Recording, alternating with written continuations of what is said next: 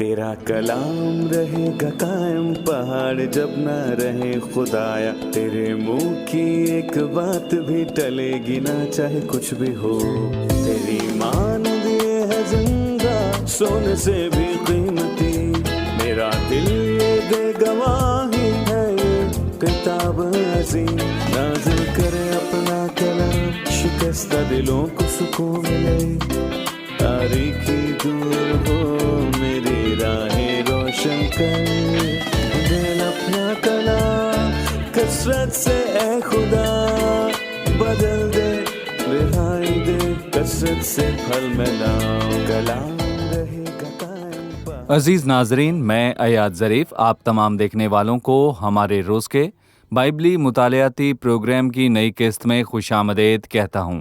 ناظرین، بائبل مقدس کا مطالعہ کرتے ہوئے ہم حبقوق کی کتاب پر پہنچ چکے ہیں۔ یہ پرانے عہد نامے کے انبیاء اصغر میں سے لکھی گئی کتابوں میں سے ایک ہے، اور آج ہم دوسرے باب کا آغاز کریں گے۔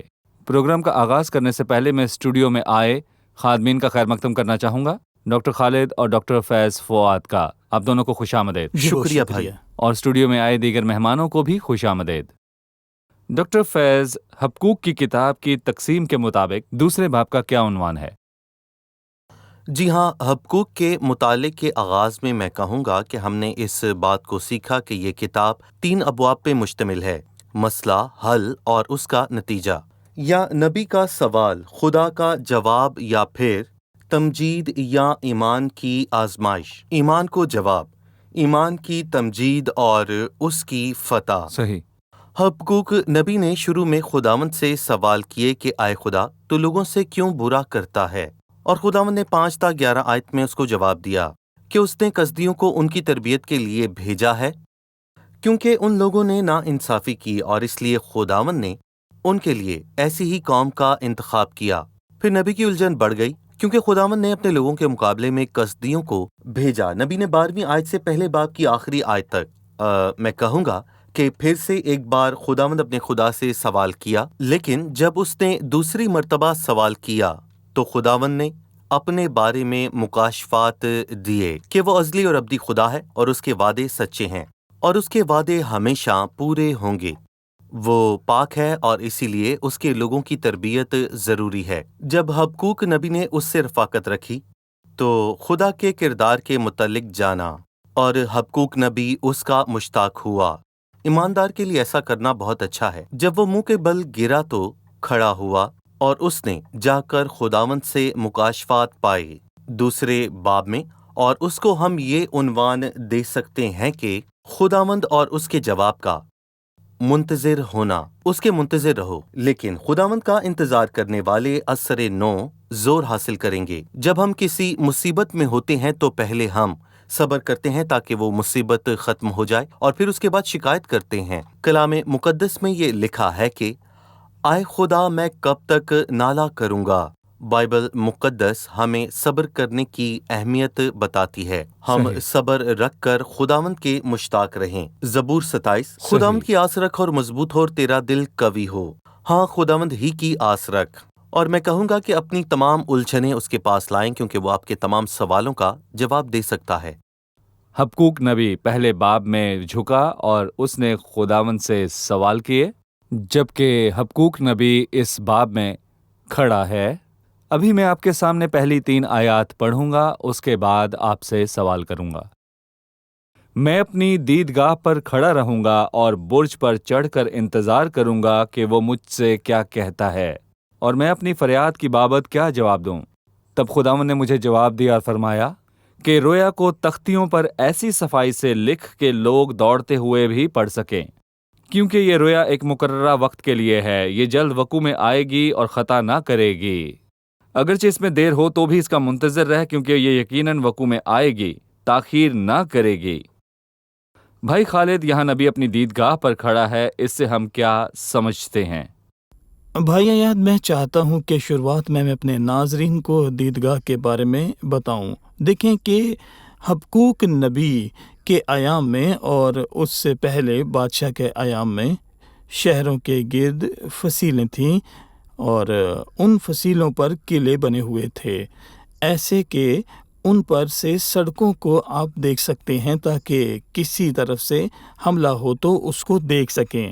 اور اس قلعے پر ایک چوکیدار کھڑا رہتا تھا، وہ پیغام پہنچاتا تھا تاکہ شہر تیار ہو سکے اور اس جنگ میں شکست نہ ہو۔ دیدگاہ ایک قلعہ ہے جو فوجی ٹھکانوں کے اوپر بنایا جاتا ہے، ہم آج بھی بالکل، ان کو دیکھ آپ سکتے دیکھ ہیں۔ سکتے ہیں کہ یہ ایک اہم جگہ تھی اور یہ اس نام سے جانی جاتی تھی۔ یہ ان محافظی قلعوں کی دیدگاہوں سے مختلف ہوتے ہیں جہاں چوکیدار سوتے ہیں۔ بالکل، یہ دو مختلف چیزیں ہیں۔ بالکل صحیح۔ حبقوق نبی نے عملی زندگی میں سے ایک اچھی تصویر لے لی تھی اور اس تصویر کے ذریعہ پاک روح نے اس کو خوبصورتی سے لکھنے کی توفیق بخشی۔ اور دیکھیں کہ حبقوق نبی یہاں تک کیسے آیا اور اس نے خود کو صحیح جگہ پر رکھا۔ میں اپنی دیدگاہ پر کھڑا رہوں گا، اور میں نے دیدگاہ کو یوں بیان کیا کہ اپنی دیدگاہ جی، معلوم ہوتا ہے کہ پہلے باب میں اس کی الجھن اور اس کی شکایت کی وجہ یہ نہیں کہ وہ دیدگاہ پر نہیں کھڑا تھا، لیکن اس کا رخ صحیح نہیں تھا۔ جیسا کہ اپنا رخ سیدھا کیا تو کہا میں اپنی دیدگاہ پر کھڑا رہوں گا، میں اس خدمت کو جانے نہیں دوں گا۔ در حقیقت جب کوئی چوکیدار، جیسے کہ پرانے عہد نامہ میں ہم نبیوں کے کاموں کو پڑھا، ہم حزقیل کی 3 باب میں بھی پڑھتے ہیں کہ جب وہ اپنی دیدگاہ میں صحیح جگہ پر کھڑا ہو تو اس شہر کی ٹھیک طرح سے حفاظت کر سکتا ہے۔ اس لیے ایک شہر کی حفاظت کا ذمہ اس کے نگہبان پر ہوتا ہے۔ اس نے خدا کے سامنے درست سمت لی، وہ خداوند کے سامنے حاضر ہوا تو امتیاز کیا، اس نے خداوند کی آواز کو پہچانا، پھر سمجھا اور خدمت کی۔ صحیح طور پر پہچانا، اس نے چیزوں کو لائق طور پر سمجھا اور خدمت کی۔ یہ تو لفظ بہتر طور پر استعمال ہوئے ہیں، میں دیدگاہ پر کھڑا ہوں اور برج پر چڑھ گیا۔ یہ طاقت اور قوت کا بیان ہے، بلکہ اس کے عزم کا۔ جب ہم خداوند کے حضور صحیح طور پر حاضر ہوں تو ہمارے ساتھ بھی ایسا ہوگا۔ ہماری پستی اور نا امیدی دور ہو جاتی ہے، ہماری روح تازہ ہو جاتی ہے، ہم اپنی خدمت میں ایماندار ہوتے اور خدا کی سوچ کے موافق ہیں، خداوند کے لوگوں کے ساتھ ایماندار ہوتے ہیں، ان کو صحیح پیغام پہنچاتے ہیں اور وہ تعلیم جو ان کے لیے اچھی ہو۔ صحیح۔ ڈاکٹر فیض، اگر کسی کے پاس سیٹلائٹ موجود ہو اور تصویر صاف نہ آ رہی ہو تو اس کو لینس درست کرنا پڑتا ہے تاکہ واضح تصویر اور پیغام اس تک پہنچ سکے۔ در حقیقت حبقوق نے فرمایا میں اپنی درسگاہ پر کھڑا رہوں گا اور برج پر چڑھ کر انتظار کروں گا، یعنی کہ اس نے اپنا دھیان خداوند کی طرف لگایا تاکہ اس کے پیغام کو حاصل کرے کہ وہ مجھ سے کیا کہتا ہے اور میں اپنی فریاد کی بابت کیا جواب دوں۔ خداوند کا منتظر رہنا، اس کے متعلق ہمیں بتائیں۔ دیکھیں بھائی، میں کہوں گا کہ جیسا کہ بھائی خالد نے ہمیں بتایا کہ برج ایک بڑا قلعہ ہے، یہ نگہبانی کی ایک جگہ تھی، لیکن دیدگاہ جیسا کہ بھائی خالد نے ہمیں پہلے بتایا، اگر ہم اسے آج اس دور کی دیدگاہ سے اندازہ لگائیں تو میں کہوں گا کہ یہ اونچے مقام پر بنائی جاتی تھی، جہاں پر آسمان واضح طور پر نظر آ سکے اور ستارے دکھائی دیں۔ اور میں یہ بھی کہوں گا کہ ان سب کا تعلق آسمان سے ہے، زمین سے نہیں، آسمان سے۔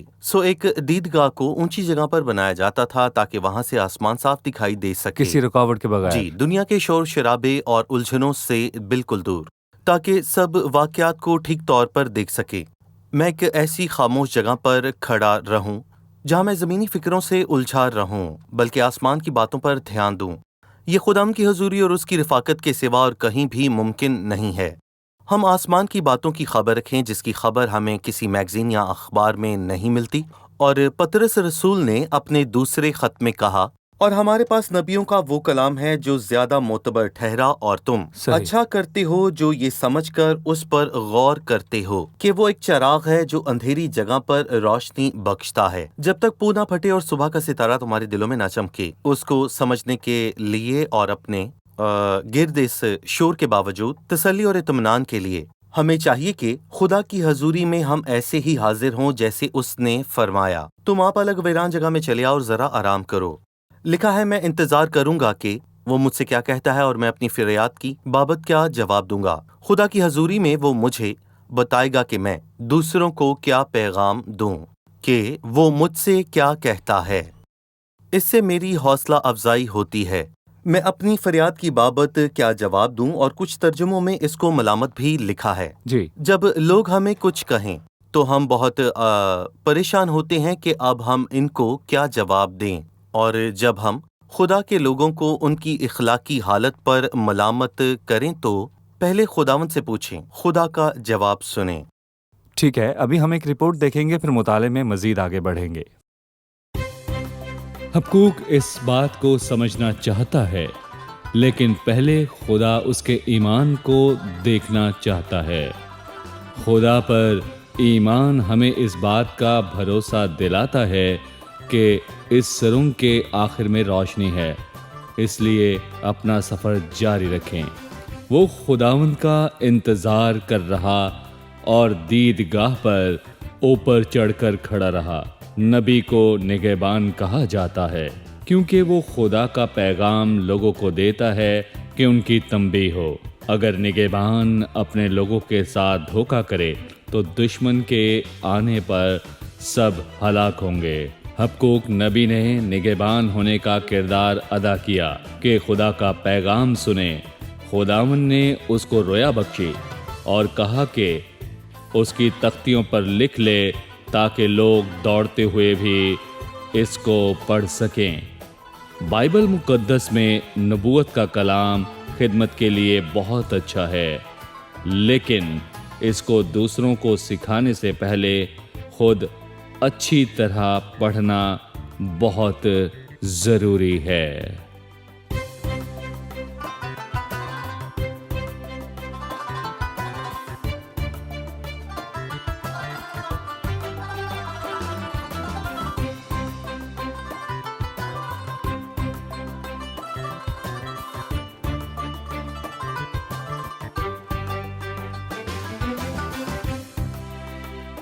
دوسری ہے، تب خداوند نے مجھے جواب دیا اور فرمایا کہ رویا کی تختیوں پر ایسی صفائی سے لکھ کے لوگ دوڑتے ہوئے بھی پڑھ سکیں۔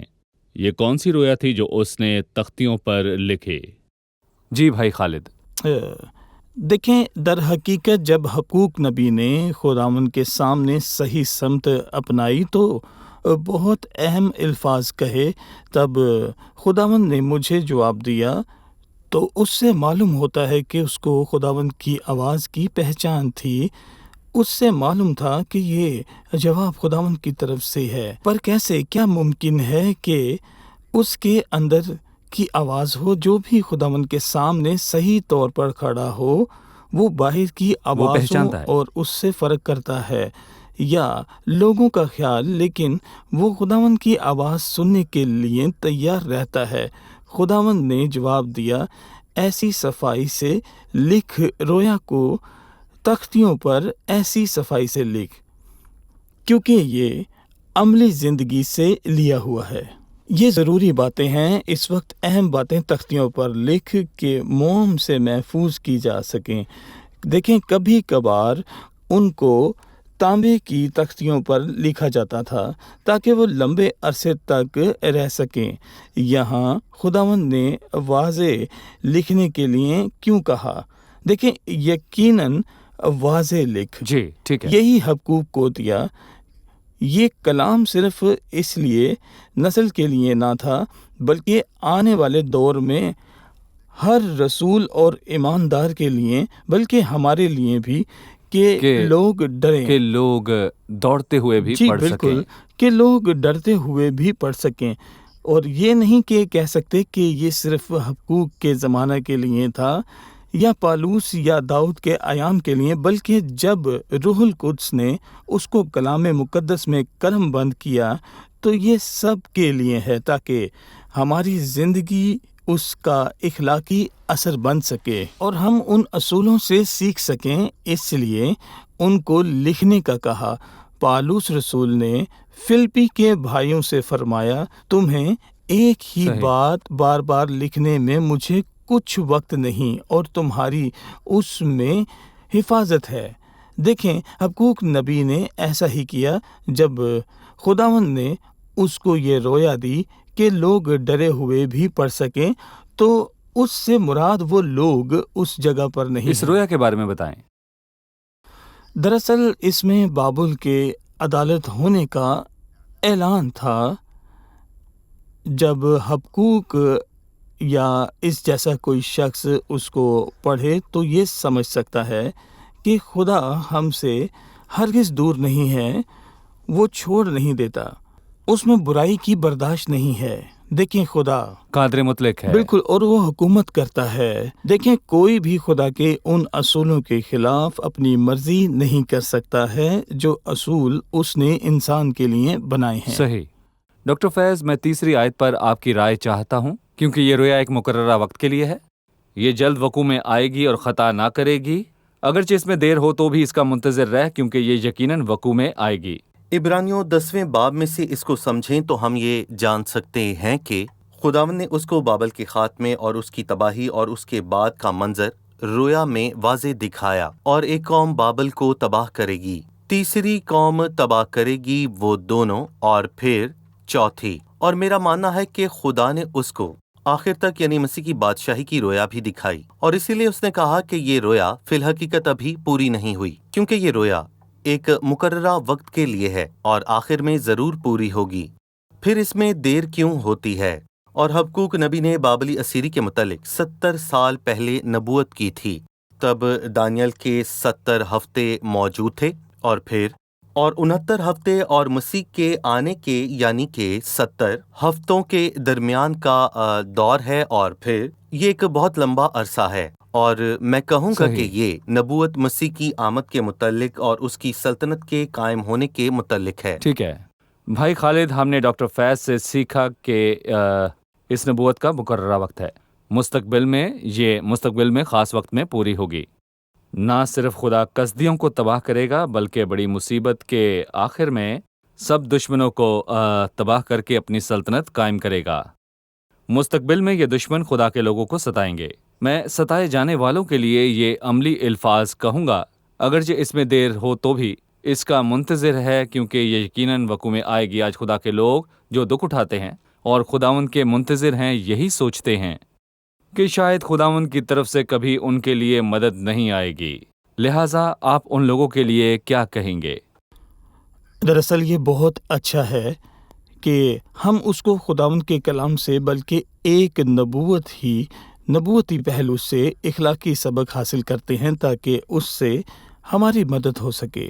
دیکھیں دراصل جب کوئی دکھ اور تکلیف میں ہو، بے شک باقیوں کے ساتھ بھی ایسا ہو، تو بھی انسان محسوس کرتا ہے کہ شرارت کا بول بالا ہے اور وہ ان سب حالات کے بارے میں کچھ نہیں کر سکتے، وہ دکھ اٹھاتے ہیں، جبکہ خداوند جو آسمان پر موجود ہے ان سے بہت دور ہے۔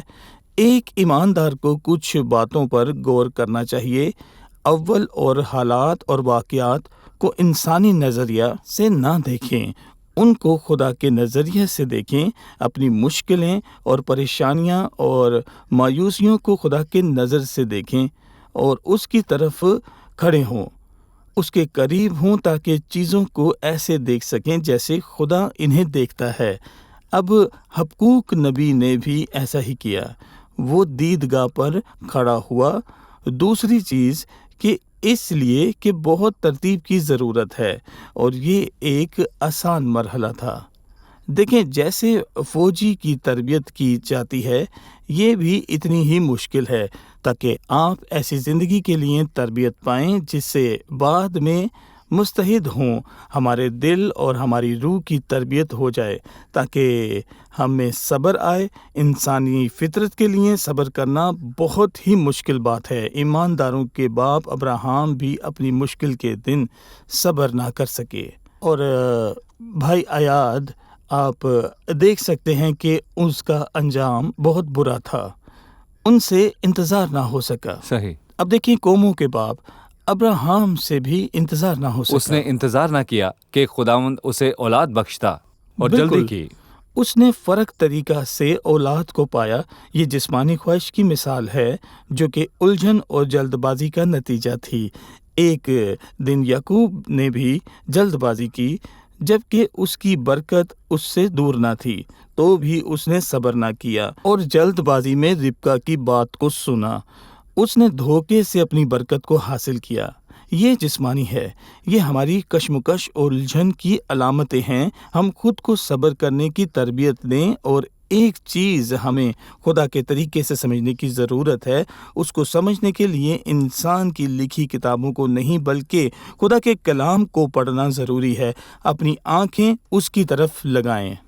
دیکھیں، جب ہم اس کی طرف دیکھیں اور اپنی خستہ حالی میں خود کو اس کے سامنے پیش کر دیں تو خداوند ایسے لوگوں پر نظر کرتا ہے جو شکستہ روح ہیں۔ جب ہم خاکسار اور شکستہ روح ہو کر اس کے پاس آئیں تو وہ ہمیں اس لائق بناتا ہے تاکہ اس کی باتوں کو سمجھ سکیں۔ آخری بات کہ شکر گزار ہوں، کیونکہ شکر گزاری سے ہمارے دل کی شکایتیں دور ہو جاتی ہیں۔ جی ٹھیک ہے۔ میں ایک آیت پر روشنی ڈالوں گا۔ مگر حکومت اپنے کاموں سے راست ثابت ہوئی، یعنی ایماندار اور بہت سے خداوندوں پر بھروسہ رکھتے ہیں۔ ان کا ایمان ہے خداوند اپنے کاموں میں راست ہے۔ بے شک وہ اس کے کاموں کو سمجھ نہیں سکتے، پر اس کی بھلائی پر میں کہوں گا کہ پورا پورا یقین کرتے ہیں کہ وہ کوئی کوتاہی نہیں کر سکتا۔ آپ صحیح۔ اچھے ہیں سو اچھائی کریں، پھر چاہے بھلائی دیکھیں یا پھر نہ دیکھیں، تاکہ خدا اپنے مقاصد ہم پر عیاں کرے۔ شکریہ۔ وقفے کے بعد مہمانوں سے ہم ایک اور سوال لیں گے۔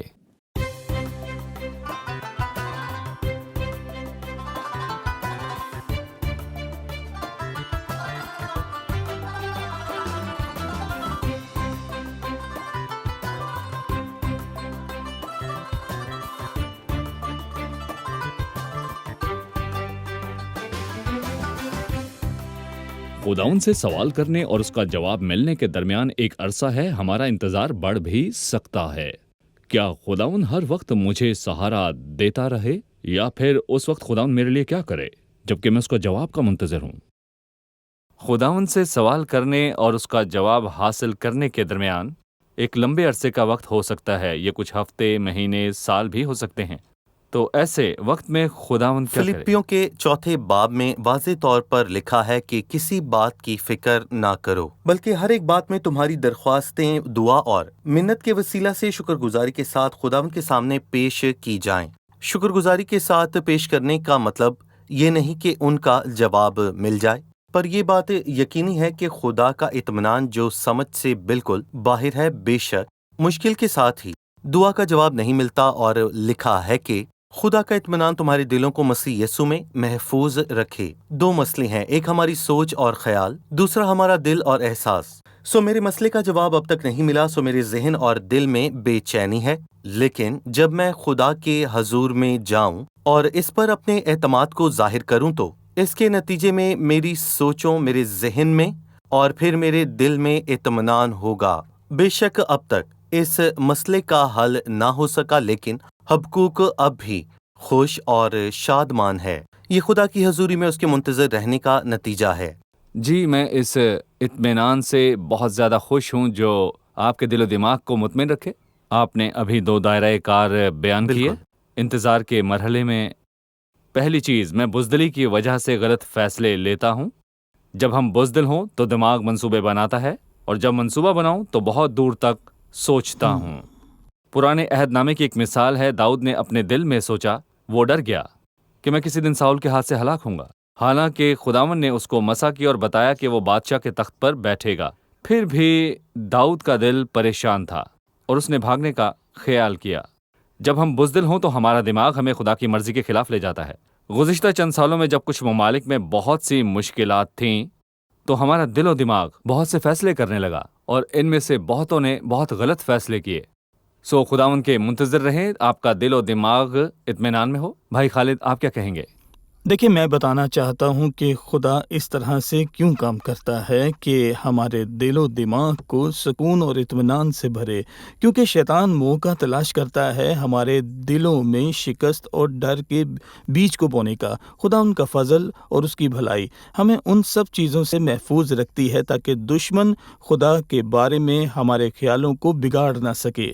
صحیح۔ دیکھیں، حفاظت سے مراد کسی جگہ کو محکم کرنا ہے، اور لکھا ہے خداوند کا نام محکم برج ہے، صادق اس میں بھاگ جاتا ہے اور امن میں رہتا ہے، اور یہ ہماری سوچوں اور خیالوں کو محفوظ رکھتا ہے اور ہماری حفاظت کرتا ہے۔ صحیح، شکریہ۔ ہمارے پروگرام کا وقت ختم ہوا چاہتا ہے۔ خداوند آپ سب کو برکت دے۔ عزیز ناظرین، ہم نے آج کی قسط میں سیکھا حبقوق نبی کے لیے چیزیں بدلیں۔ پہلے باب میں وہ جھکا ہوا تھا، لیکن ہم یہاں اس کو کھڑا ہوا دیکھتے ہیں۔ اس نے اپنی سمت کو درست کیا، وہاں کھڑا ہوا جو جگہ خداوند نے اس کو دی تھی۔ تب وہ خداوند کی آواز کو سن سکا اور اس کو جواب ملا اور رویا دیکھی۔ یہ ہمارے لیے حوصلہ بخش بات ہے۔ عزیزو، نبوتی طور پر یہ رویا جو تھی کسدیوں کے حوالے سے پوری ہوئی، کیونکہ خداوند نے ان کے وسیلے سے اپنے لوگوں کی تربیت کی۔ روحانی طور پر لکھا ہے، اگرچہ اس میں دیر ہو تو بھی اس کا منتظر رہ، کیونکہ یہ یقیناً وقوع میں آئے گی، تاخیر نہ کرے گی۔ لہٰذا خداوند کے منتظر رہیں۔ اس میں دیر ہو سکتی ہے، لیکن یہ ہمارے لیے شرف ہے، ہمارے لیے یہی بھلا ہے کہ ہم سب اس کی حضوری میں رہ کر اس کے جواب کا انتظار کریں۔ یہ اس سے بہتر ہے کہ ہم احمقانہ فیصلہ کر کے اس سے دور نہ ہو جائیں اور برا پھل کاٹیں۔ ناظرین، لکھا ہے، خداوند کی آس رکھ، مضبوط ہو اور تیرا دل قوی ہو۔ ہاں، خداوند ہی کی آس رکھ، لیکن خداوند کا انتظار کرنے والے اثر نو زور حاصل کریں گے۔ وہ عقابوں کی مانند بالوں پر سے اڑیں گے، وہ دوڑیں گے اور نہ تھکیں گے، وہ چلیں گے اور ماندہ نہ ہوں گے۔ خداوند کا انتظار کریں، آپ کو روحانی قوت اور اس کا اطمینان حاصل ہوگا جو کہ ہماری سمجھ سے بالا تر ہے۔ اس سے آپ کا دل و دماغ امن میں رہے گا جب تک خداوند آپ کو جواب نہ دے گا۔ اگلی قسط میں پھر ملیں گے۔ خداوند آپ کو برکت دے۔ مسكت ايدك علمتني على فوق كل الجبال، لو اماني الكون سابتني يحلى ويا الرحال. يا إلهي يا حبيبي، من إيدين قلبي الراضي راح أقول لنفسي ضيعي، ده أنت بتبدل رمادي، أنت بتبدل رمادي. مش هبص بعين حزينة عاللي فات من ذكريات، انت جاي بأحلى زينة، ليك هدف أيوة ومعاك. مش هبص بعين حزينة عاللي فات من ذكريات، انت جاي بأحلى زينة، ليك هدف أيوة ومعاك. يا إلهي يا حبيبي، من إيدين قابل وراضي راح أقول لنفسي ضيعي، ده أنت بتبدل رمادي.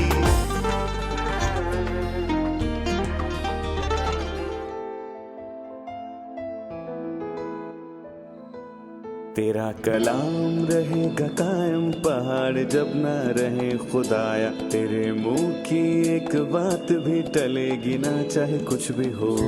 تیری مانند یہ ہے زندہ سونے سے بھی قیمتی، میرا دل یہ دے گواہی ہے یہ کتاب عظیم.